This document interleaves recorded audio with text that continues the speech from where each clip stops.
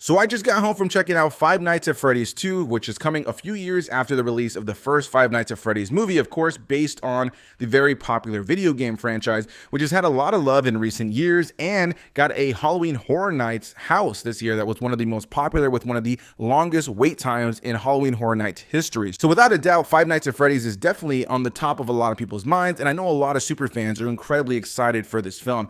And full transparency, when the first film came out, I was pretty excited to check it out as somebody who'd only played like 3 games, but as somebody who's not really deep into the lore and the expansive world and some of the spin-offs of this franchise, I wasn't really ingrained in everything that was happening. I feel like the film felt a lot more like it was leaning into references and Easter eggs and less so like a really strong story in and of itself. But I also heard from some of my friends who are super fans that the lore wasn't necessarily handled 100% accurately. So I went into this film with tame expectations.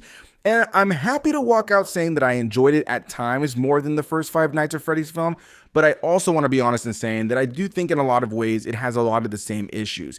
The positives are that just like the first film, it utilizes a great sense of atmosphere. The tone of the film is fun and light, but also has those creepy elements at times. It is definitely something that's a little bit more horror light, though. I think you should know that if you're looking for something that feels scary, it's leaning more on jump scares just like the games, and all of the kills are done off camera with very mild blood splatter in moments. So if you're going into this as a gore hound and you want something that's a little bit darker, you're not going to get that here, but it definitely has fun atmosphere for the most part and has a great use of practical effects and locations, especially around the animatronics. They looked great in the first film and they look great here once again. And so narratively though, I will say that this is a film that for me just felt hollow. By the time you get to the end of it, while the film is jam-packed with tons of Easter eggs and references and fun sequences of horror around these animatronics that are oftentimes fun and funny at the same time, I left the film feeling like, that was all right. There wasn't really an abundance to it narratively that I can say was overly compelling.